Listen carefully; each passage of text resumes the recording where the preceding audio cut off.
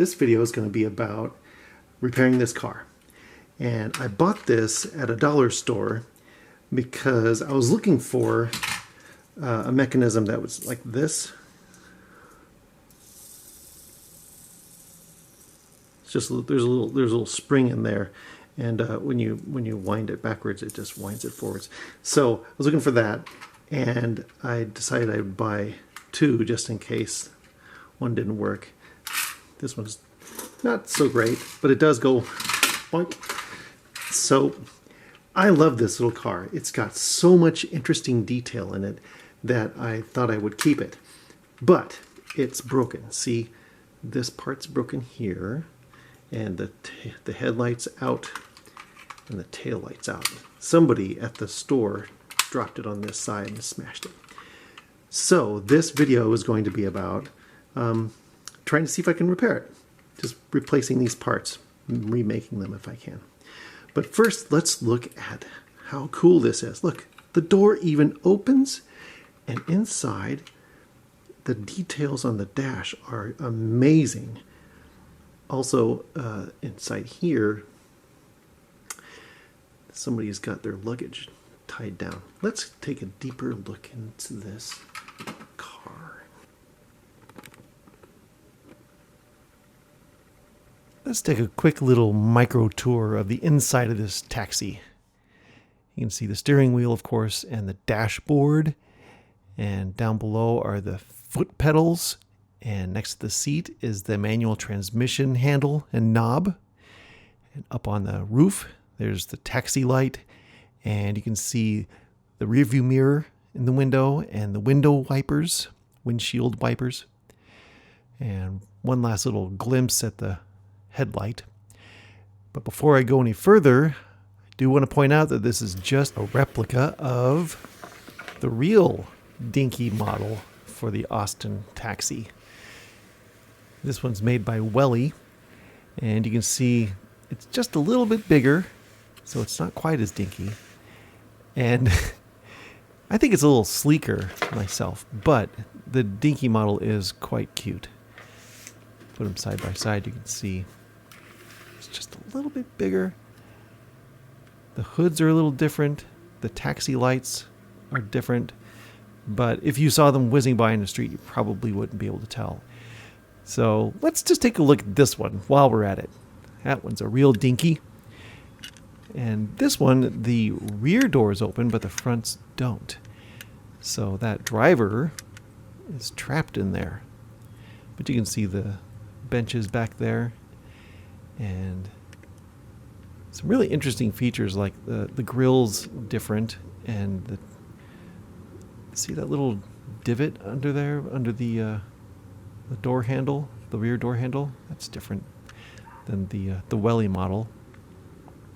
But let's take a look at the driver himself. You can see him in there. I haven't ever taken him out. Oh yeah, and the brake lights are just painted on. But let's look at this driver, shall we? His face is a little abraded. I don't know how it got abraded. He's never been out. Was it scuffed when they put it in there? I don't know. Look at his little hand, though. Let's see if I can move it around. I'm doing this with my microscope. It's hard to manipulate. He's only got 3 fingers. Let's see from the other side. The other side of his face is badly scuffed. But his cute little hand. And you can see his feet too. He's a full character. But he is not the focus of this video. It is the Welly. I'm going to take it apart so we can see all the details.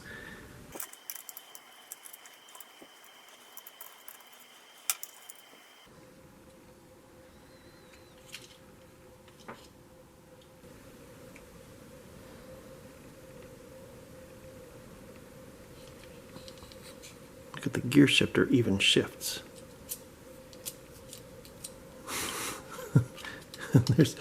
there's a gas pedal and a brake pedal. And this is a taxi, so this is the thing that the taxi driver uses to meter his fares.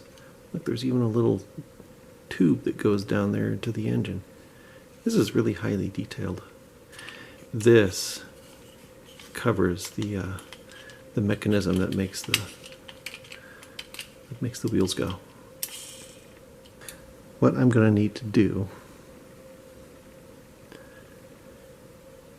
is replace this, and I have an idea.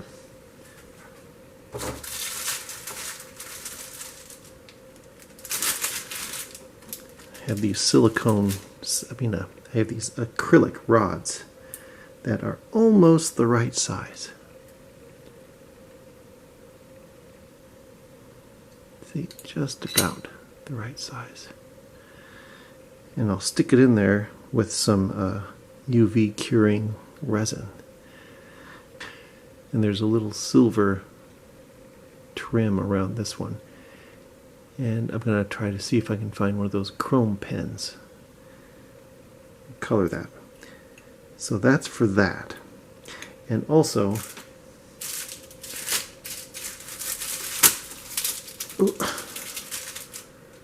I have a red acrylic rod that I think, see, this is not necessarily, this tail light isn't actually straight. It's got a curve to it. But I think I can sand it down, maybe. Cut a piece off of this. It is the right size for this hole.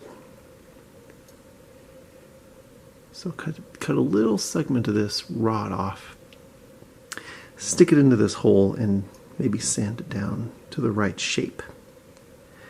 So that's the plan there. Now, this, it's a bit different. This I'm going to have to duplicate. I was thinking about duplicating it as a 3D model.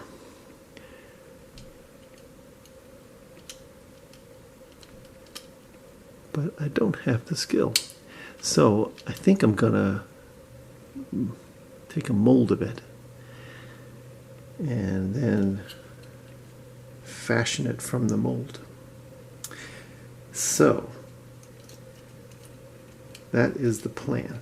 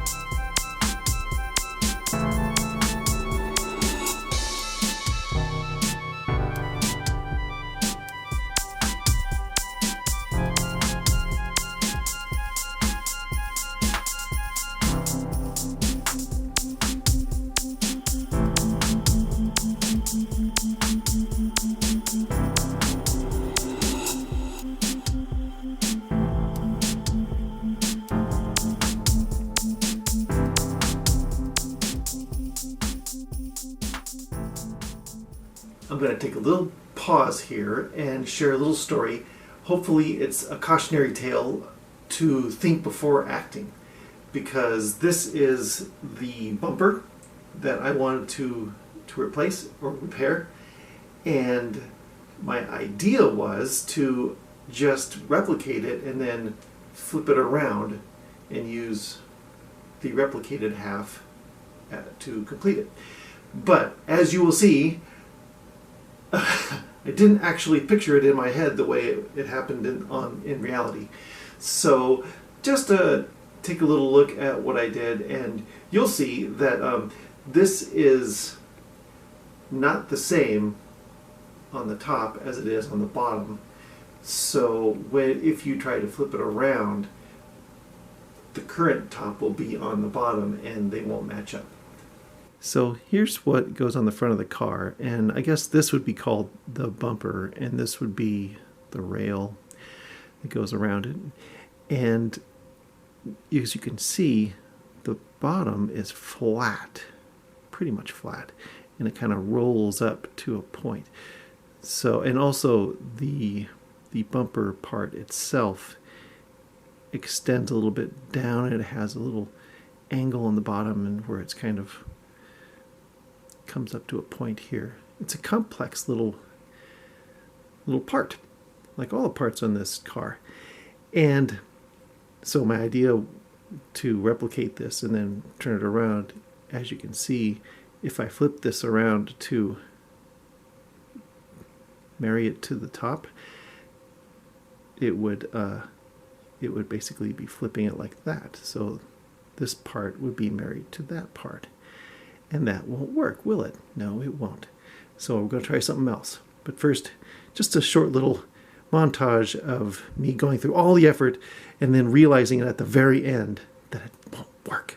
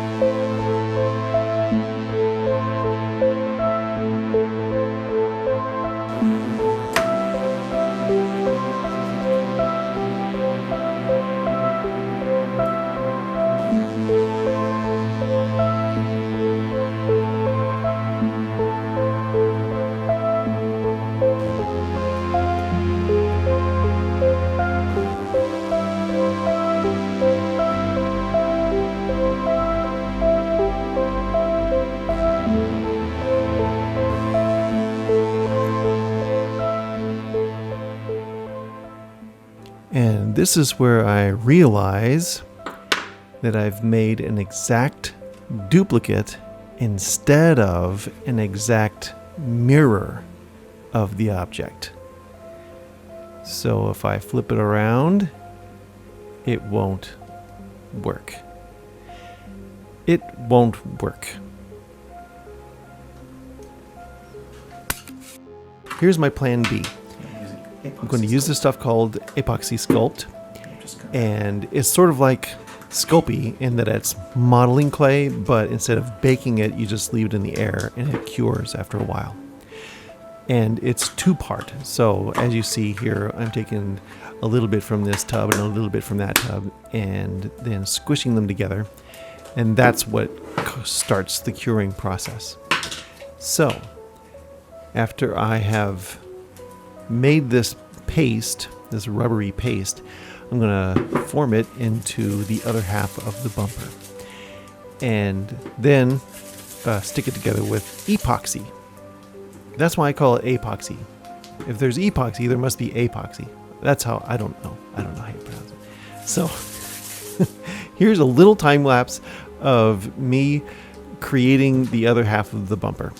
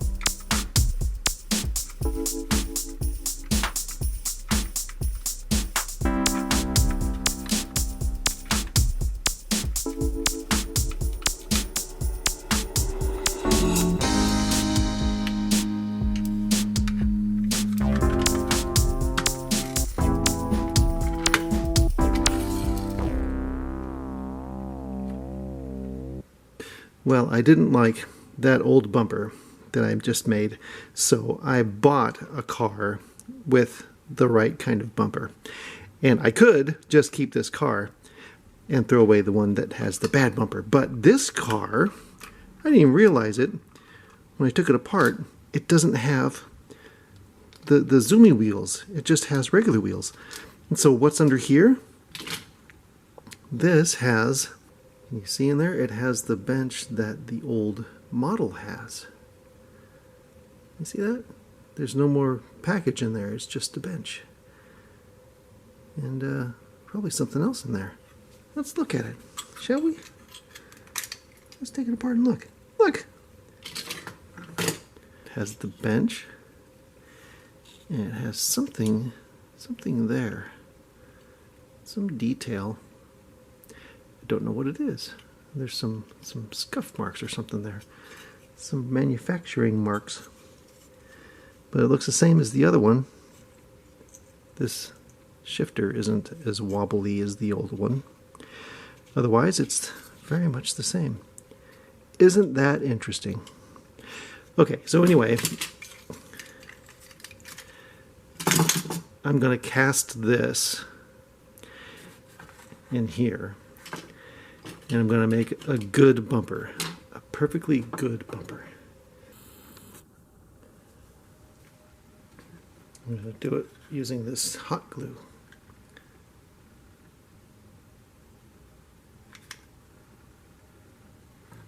Actually, I'm going to put a blob there.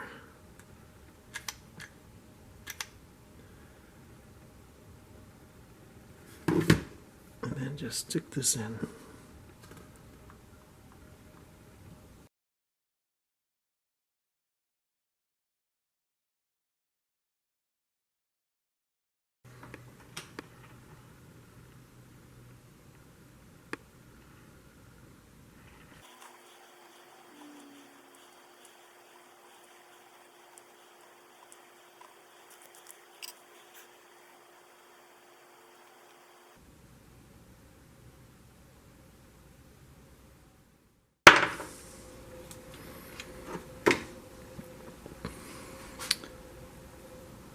Well,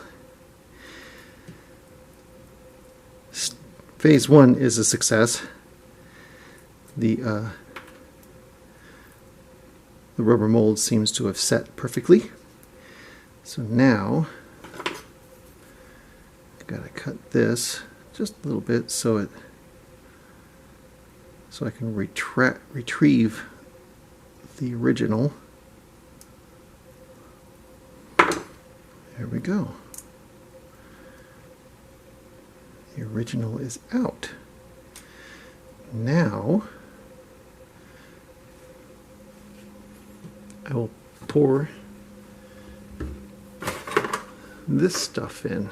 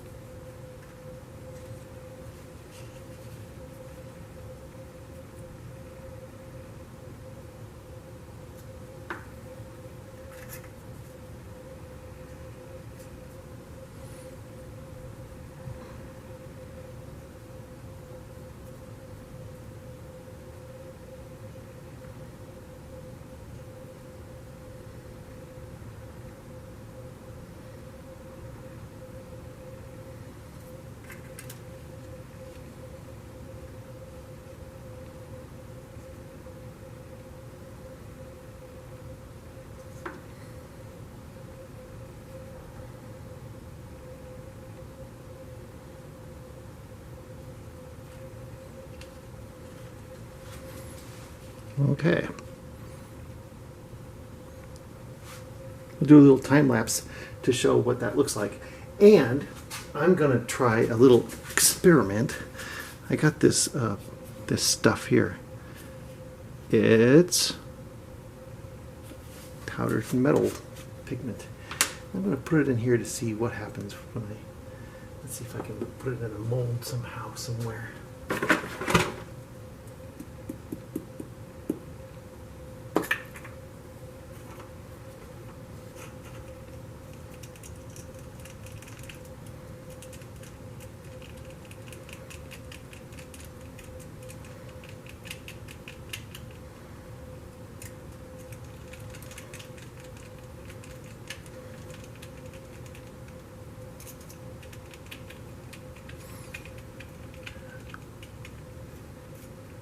Ooh, that's interesting. It's getting warm. This is a warm thing.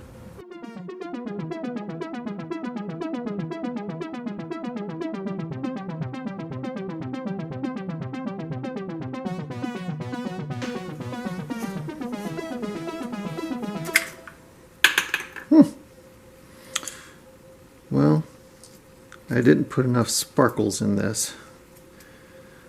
It just looks kind of... Well, there's sparkles. There's sparkles in it. But I think I need to have dyed it a certain color to make the sparkles look pretty. So, I won't be doing that. But, let's see what happens when I open this up and pull out my hopefully perfectly formed bumper. Oh, look at that. It's not perfectly formed. Let's see if I can get it to focus on here.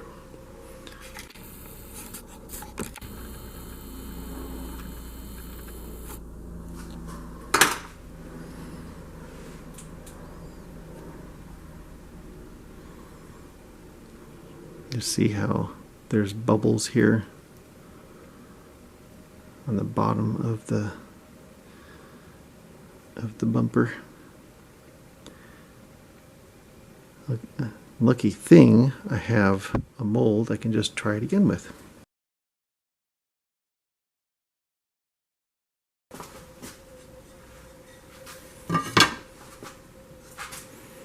Let's see what happened.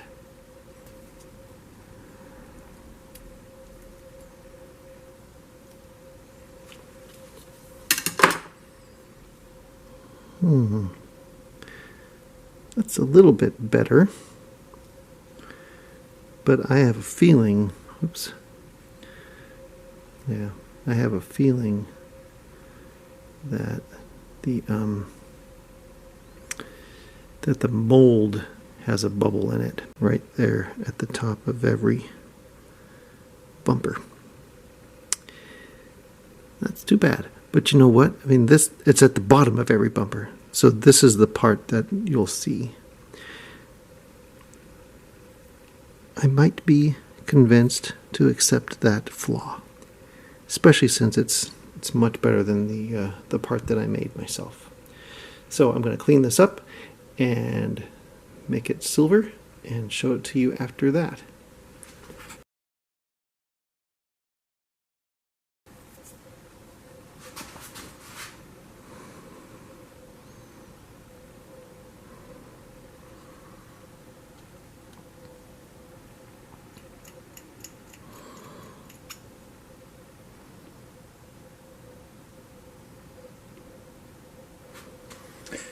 Not too bad.